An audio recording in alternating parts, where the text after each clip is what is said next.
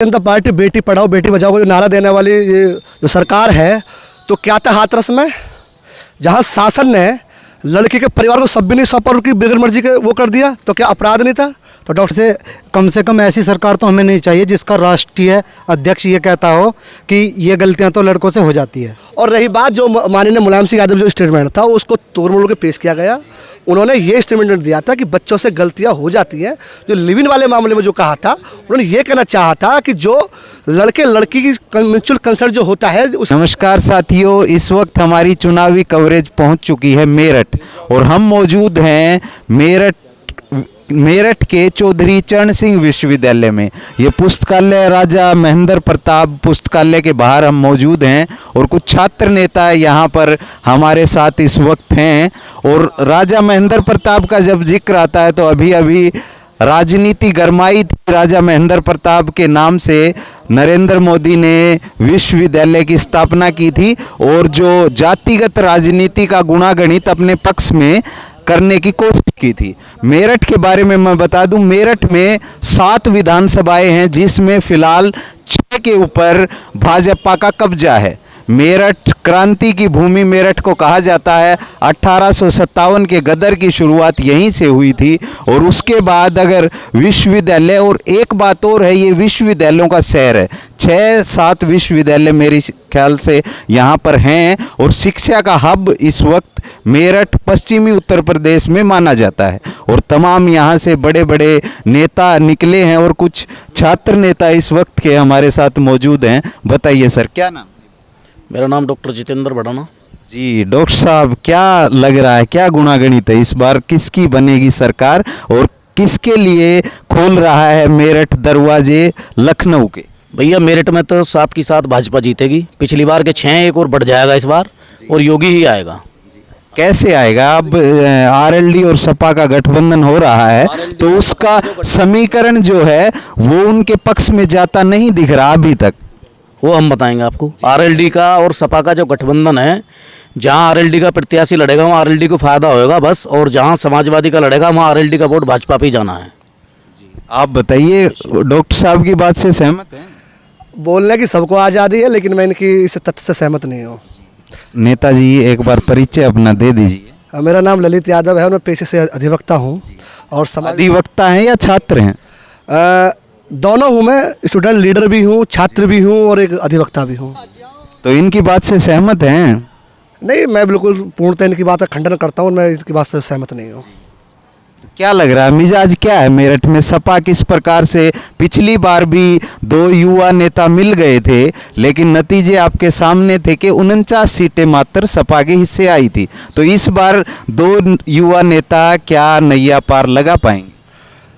देखिए, ऐसा है कि जिस चुनाव की आप बात कर रहे हैं, शायद जनता ने उनको नहीं स्वीकार किया, लेकिन 2022 के चुनाव में निश्चित ही जो पश्चिमी उत्तर प्रदेश में जो जाट लैंड कहा जाता है, जाट वोट, और समाजवादी पार्टी के साथ राष्ट्रीय लोकदल का अलायंस है, इसी तरीके से महान दल का है, और जन लोकतांत्रिक पार्टी का हमारे साथ जो गठबंधन है जिस प्रकार से, तो हम लोग जो 4.5 साल में जो भारतीय जनता पार्टी ने जो वादे किए थे अपने मैनिफेस्टो में कि हम 2 करोड़ रोजगार देंगे, या हम जो मतलब शिक्षा बेहतर करेंगे, रोडें बेहतर करेंगे, जो उन्होंने अपने मैनिफेस्टो में कहा था, उन मुद्दों को जिन्होंने विफल हुआ, उनको जो हमने 2012 से 2017 तक जो अखिलेश जी ने काम किए, इतनी सारी योजनाएं जो अखिलेश जी लाए, जिनसे जनता को फायदा हुआ और जन जन तक सेवा पहुंची, उन मुद्दों को लेकर हम दोनों को सरकार की विफलता और पिछली सरकार जो समाजवादी पार्टी की रही थी 12 से 17 के बीच में, उस कार्यों को लेकर हम जनता के बीच जाएंगे, और 2022 में हम निश्चित ही सरकार बनाएंगे। इस बीच ये सवाल निकल करके आता है, 12 से 17 की बात की आपने, तो क्या 17 के चुनाव में नहीं गए थे काम को लेकर? काम बोलता है, चला तो था नारा, लेकिन विफलता हाथ लगी ना। कई बार पारिवारिक स्थिति ऐसी होती है, उत्तर प्रदेश की जो जनता है हर 5 वर्ष में जो है सरकार बदलती है। अब आप लगा लो कि जब 2003 में नेताजी मुलायम सिंह की सरकार बनी, तो साथ में किसी को उम्मीद थी कि बसपा की सरकार आएगी। जब बसपा की गई तो किसी को लगा सपा की आएगी, जब सपा की गई तो लगा भाजपा की आएगी। उत्तर प्रदेश की जनता हर बार बदलाव चाहती है, और निश्चित ही इस बार उत्तर प्रदेश की जनता बदलाव करेगी। डॉक्टर साहब बताइए, बदलाव क्या चाह रही है जनता? नहीं, जनता कोई बदलाव नहीं चाह रही। क्या लेकर जाएंगे चुनाव में? हमारे पास तो भाई जो योजनाएं दी हैं सरकार ने, यार गैस सिलेंडर मुफ्त दे दिए हैं, गन्ने का भी रेट बढ़ा दिया, और कोई इस प्रदेश में कोई दंगा नहीं, हाँ सुनो, कोई दंगा नहीं हुआ। आज बहन बेटियां सब सुरक्षित हैं। पहले बहन बेटियां सुबह को जाती थीं और शाम तक जो है जो गार्जियंस होते थे उनकी ये निगाहें रहती थी कि बेटी शाम को घर आएगी या नहीं आएगी। लेकिन आज ऐसी स्थिति, अभी देख लो आप, टेट का पेपर आउट हुआ, क्यों? सरकार ने कितना बड़ा एक्शन लिया। और इससे बड़ा एक्शन क्या होगा? रोजगार दे रही है सरकार, सारी चीज़ दे रही है, और क्या चाहिए? गुंडागर्दी थोड़ी चाहिए, गुंडागर्दी खत्म होगी। जो बदमाश है वो यूपी छोड़ के जा चुके हैं, कोई क्रिमिनल अब यहाँ है नहीं। तख्ती घेर घेर के जो बड़े बड़े लीड बदमाश हैं वो थाने में जाएगा पेश हो रहे हैं। क्या आपसे पहले किसी सरकार में हुआ? ऐसा किसी में नहीं हुआ। बात ईमानदारी की करनी चाहिए। मैं बताऊं आपसे, सरकार यही आएगी चाहे तरीका कुछ भी हो। कानून व्यवस्था पे सवाल पहले भी उठते रहे हैं। 12 से 17 के बाद जो जंगल राज का नारा भाजपा ने दिया था उस पे भाजपा सफल हुई है, और कानून व्यवस्था की ये सच डॉक्टर साहब ने बोला है, जो कानून व्यवस्था दुरुस्त हुई है। लोगों के बीच जाते हैं तो हमें भी फीडबैक मिल रहा है कानून व्यवस्था को लेकर। इस पर आपकी क्या राय? भारतीय जनता पार्टी बेटी पढ़ाओ बेटी बचाओ को जो नारा देने वाली ये जो सरकार है, तो क्या था हाथरस में, जहाँ शासन ने लड़की के परिवार को सब भी नहीं सौंपा, उनकी बगैर मर्जी के वो कर दिया, तो क्या अपराध नहीं था? तो डॉक्टर साहब बताएं। और किसकी बात कर रहे? भयमुक्त उत्तर प्रदेश की बात कर रहे थे। आज आप क्राइम रिकॉर्ड उठा के देखो, कहाँ घटनाएं नहीं हो रही, कहाँ लूटपाट नहीं हो रही, कहाँ हत्याएं नहीं हो रही। और जहाँ का मुख्यमंत्री है, तो ठोक दो, ठोको नीति। कितने एनकाउंटर हुए, फर्जी एनकाउंटर है? आप बताओ किस तरीके से ठोक दिया गया, कितने लोगों को। पुष्पेंद्र यादव को जो है मार दिया गया वहाँ झांसी के अंदर। जितेंद्र यादव को जो है सरकार में गोली मार दी गई। किस उत्तर प्रदेश की बात करें? जंगल राज की। ये उत्तर प्रदेश में जो सरकार है, गुंडों की सरकार है, और पूरी तरीके से विफल सरकार है। किसी भी मुद्दे पे आप देखिए फेल सरकार है, क्योंकि क्राइम बहुत बढ़ चुका है। जिसकी बात करें पेट्रोल डीजल गैस की, इन्होंने तो कही कि गैस फ्री दे दी। आज देखो सिलेंडर कीमत क्या है। एक सामान्य वर्ग का जो परिवार है वो एक सिलेंडर नहीं भरा सकता। 900 रुपये का सिलेंडर है, वो रोटी नहीं बना सकता। और पेट्रोल डीजल की बात करें तो जो 100 के पार जो व्यक्ति की रोज़मर्रा की जो चीज़ें हैं, जैसे आप देखो क्या नाम है, तेल है या दालें हैं, आप किसी को लगा लो गन्ना का क्या करा, 50 रुपये भीग दे रहे हो क्या? तो ये कुल मिला के भारतीय जनता पार्टी काम तो मतलब नाम तो करती है बड़ा कि बहुत कर दिया, और अगर आप धरती पे ग्राउंड पे देखोगे तो कुछ नहीं करती। बिल्कुल 4.5 साल की सरकार बिल्कुल विफल है। विफलता। महंगाई पर सवाल ले लेते हैं डॉक्टर साहब, महंगाई पर बताइए, क्योंकि महंगाई बढ़ गई है, ये मानते हैं। देखो महंगाई पर मैं एक चीज़ बता रहा हूँ आपसे, ऐसी कौन सी सरकार थी जिसके शासन काल में जो है महंगाई नहीं बढ़ी? ठीक है, हर सरकार, अरे हर साल बढ़ता है। मान लिया किसी की सैलरी है, सैलरी भी यार 10% 20% बढ़ती है, तो चीज़ें बढ़ेंगी या घटेंगी? क्यों बताओ आप? कम से कम बताएंगे वो तो। अरे मेरी बात सुनो, आज देश जो है वो सही सुरक्षित व्यक्ति के हाथों में देश है और प्रदेश है। मैं बताऊं आपसे, हम तो भैया बहुत अच्छा फील कर रहे हैं, कोई दिक्कत परेशानी किसी तरीके की नहीं है। ये दिक्कतें उन लोगों को हो रही हैं जो लोग पहले गलत काम किया करते थे, उन्हीं लोगों का ये दर्द हो रहा है। बाकी प्रदेश सही चल रहा है और देश सही चल रहा है, और ऐसा ही चलेगा।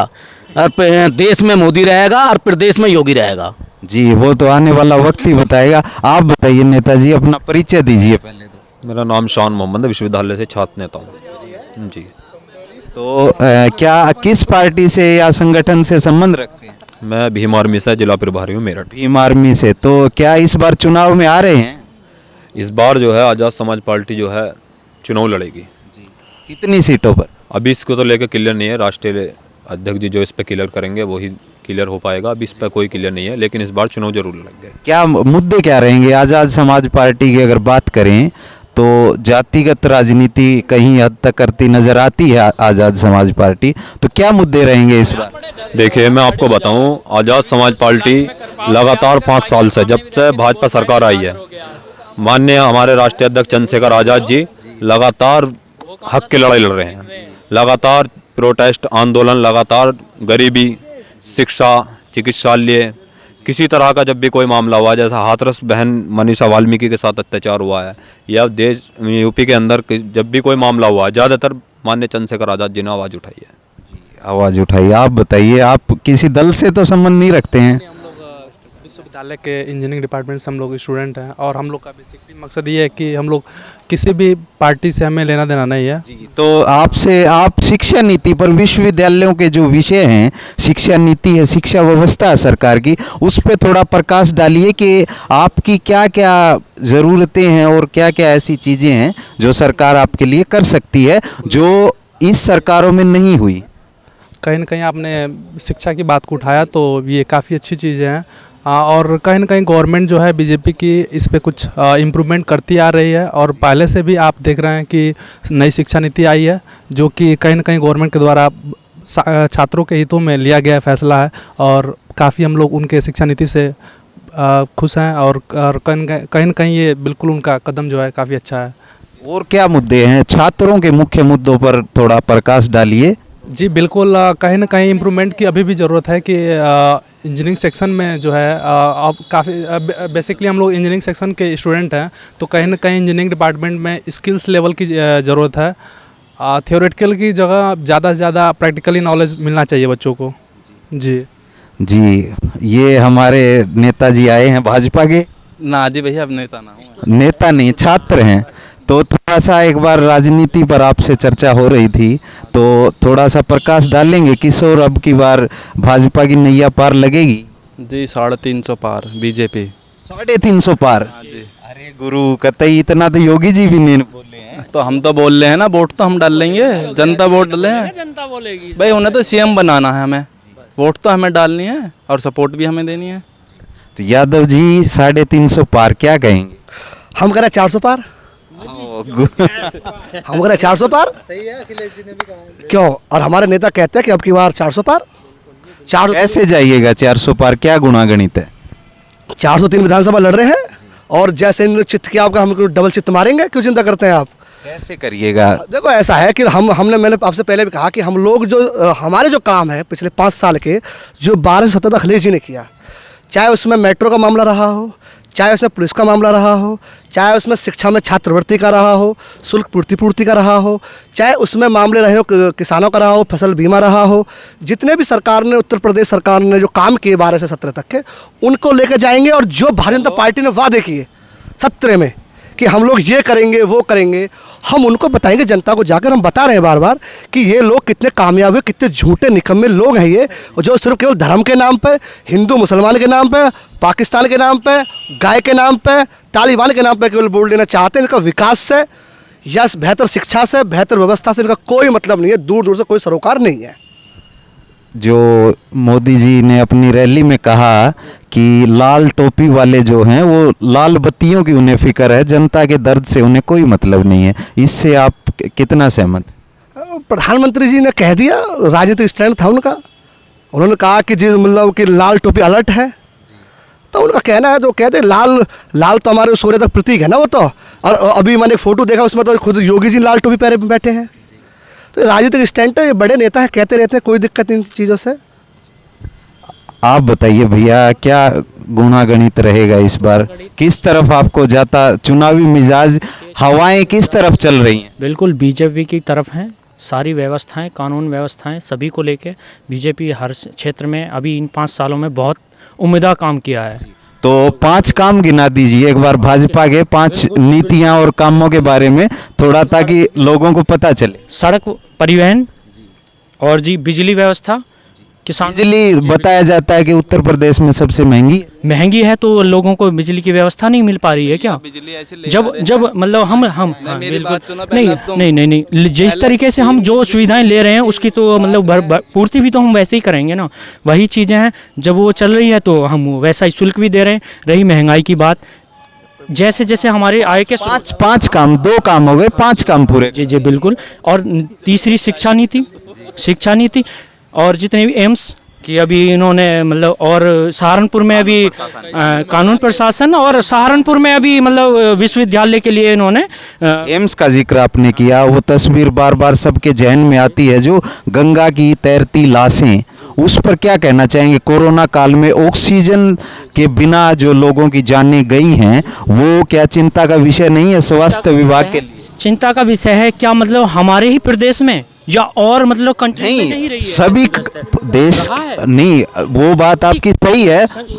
मेरी बात सुनिए, समझिए मतलब हमारी जिम्मेवारी कहाँ थी वो उस टाइम पे? मतलब हमारे पेरेंट्स वहाँ पे पढ़े, हम छोड़ के हम क्यों गए? चलो गवर्नमेंट की गलती है उसमें मानते हैं, लेकिन हमारी क्या गलती नहीं थी? जब हम लोगों को भी तो ये कहीं ना कहीं सोचना चाहिए था कि हमारे माँ बाप, हमारे किसी पारिवारिक स्थिति या इन लोगों को हमें क्यों छोड़ना चाहिए इस तरीके से? तो गलती तो हम लोगों की भी है, गवर्नमेंट की इसमें सारी। मतलब घर आके क्या गवर्नमेंट ये कहे कि इस तरीके से करो? कुछ जिम्मेवारी हमारी भी है ना। नहीं, क्या जिम्मेदारी है? क्या घर पे ऑक्सीजन बनाएं? नहीं, घर पे ऑक्सीजन बताइए, किसी को ऑक्सीजन की कमी पड़ी थी? नहीं, ऑक्सीजन की कमी पड़ी तभी तो ये सवाल पूछा। पड़ी, लेकिन उसमें कहीं ना कहीं हम लोगों की नहीं थी क्या? हम लोग इस चीज़ को ब्लैकमेलिंग नहीं कर रहे थे?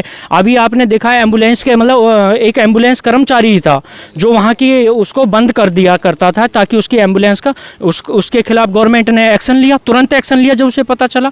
तो कहीं ना कहीं हम लोगों की भी कमी रही है। जी, जनता को जिम्मेदारी ठहराना बहुत आसान बात होती। डॉक्टर साहब खड़े थे यहाँ, वो भाजपा के, उनसे पूछ लेते।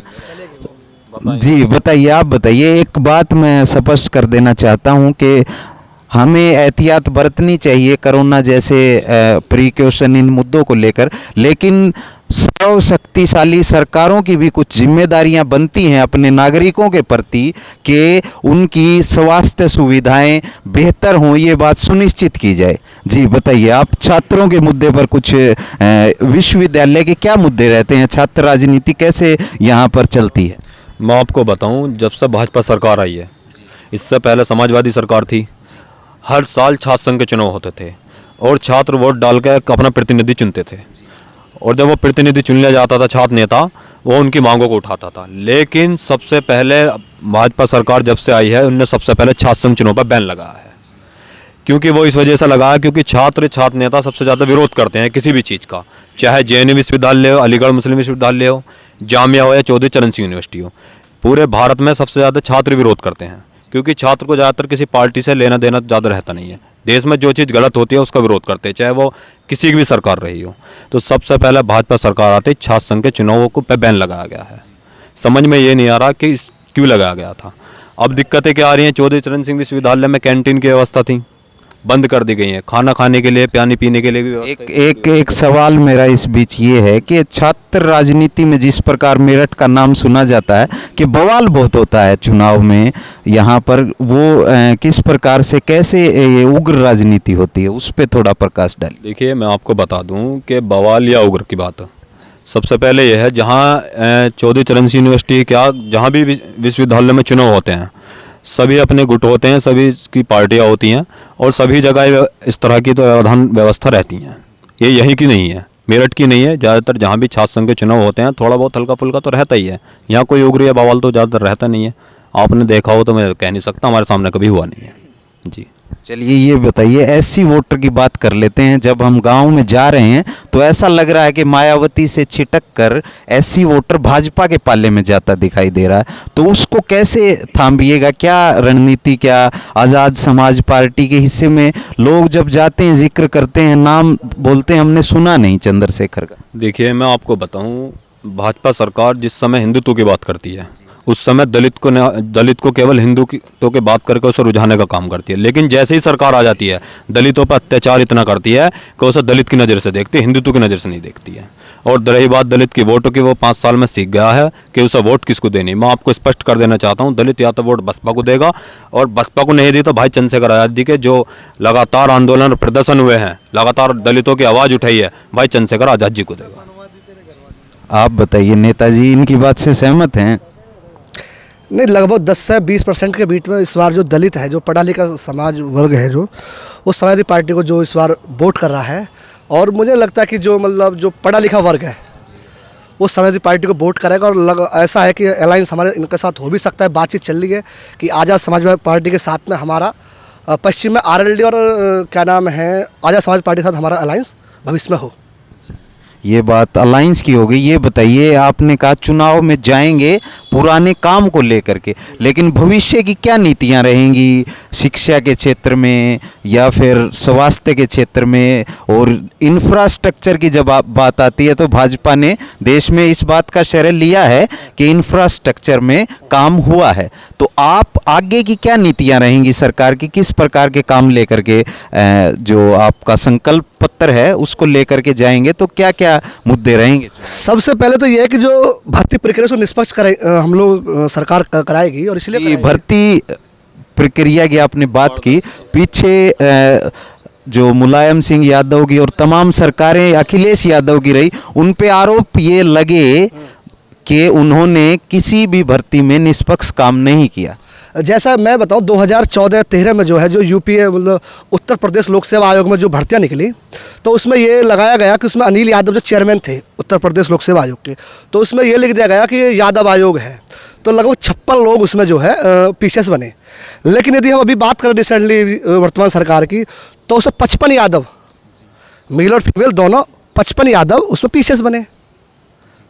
तो अगर हिसाब लगाएं तो हम तो ये कहते हैं जिसकी जितनी संख्या बारी उसकी उतनी भागीदारी होनी चाहिए। तो हमारी संख्या इतनी है तो हमारे 55 आ रहे हैं।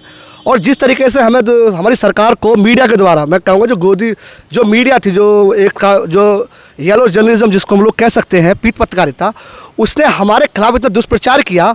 उसने हमारा कहीं भी, चाहे वो एक्सप्रेस का हमारा मामला रहा हो, चाहे वो हमारा जो एम्स बनाए, जैसे बदायूं है एक एम्स बनाया, आप सब लोगों ने नहीं पता, धर्मेंद्र यादव जी सांसद थे, कितना बेहतरीन एम्स वहाँ पे जो उन्होंने बना के दिया।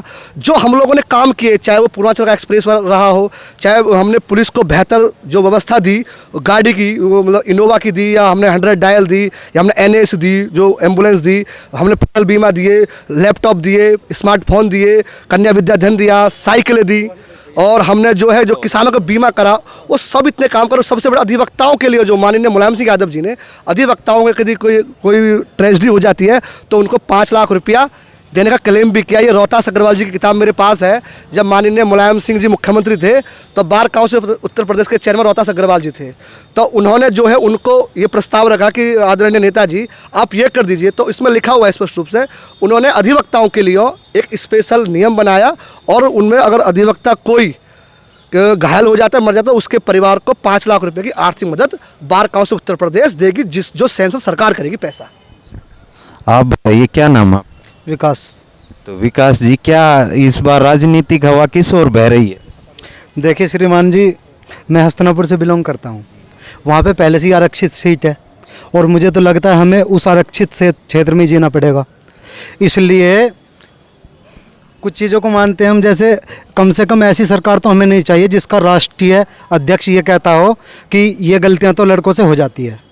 उसी का अच्छा नेता, मुलायम सिंह का जिक्र कर रहे हैं आप समझ जाएंगे सर, सभी ने सुना होगा। और उसी पार्टी का एक अच्छा नेता ये भी कहता हो कि उसकी पेंटी का कलर ये रहा होगा। ऐसे नेता तो हमें नहीं चाहिए। और बात रही सर, हम ऐसे क्षेत्र से आते हैं, मैंने बताया हस्तिनापुर से, वहाँ से आरक्षित है, तो हम तो हमेशा इसी चीज़ के मारे हुए हैं और कहते हैं कि द्रौपदी का श्राप है। ये द्रौपदी का श्राप नहीं है, कहीं ना कहीं गवर्नमेंट का श्राप है। ये बताइए, नेताजी के बारे में कहा कि लड़कों से ऐसी गलतियां हो जाती हैं, क्या वो बयान सही था? जो बयान इन्होंने सुनाया, जो बता रहे हैं, वो बयान बिल्कुल मैं उस पर इत्तेफाक नहीं रखता। जो उन्होंने कहा, जैसे हम लोग एडवोकेट हैं तो शायद भैया नहीं है, आजकल हम लोग क्या देख रहे हैं, जैसे सबसे बड़ी दिक्कत क्या है, रेप। एक लड़की लड़के के बीच कंसर्ट से सेक्स हुआ, लड़के पर दबाव दिया, अक्सर यही होता है 99%। लड़का नहीं माना, आप लिव-इन में रह रहे हो, लिव-इन में आप रह रहे हो, कंसर्ट से सेक्स कर रहे हो, अब आप उसको या तो आर्थिक कारणों से, सामाजिक कारणों से दबाव बनाते हो, लड़का नहीं मानता, तो वो क्या करते हो, सीधे कहते हैं कि साहब मेरे साथ इन्होंने रेप किया है। जी वकील साहब, आप की बात से मैं कतई सहमत नहीं हूँ। आप दुष्कर्म जैसे जघन्य अपराध को एक और दिशा में खींचकर दूसरा रूप देना चाहते हैं। आप लिव इन में रहें, आप शादी के साथ किसी महिला के साथ रहें। पिंक फिल्म आपने अगर देखी हो तो ना मतलब ना होता है, चाहे वो प्रोस्टिट्यूट क्यों ना हो।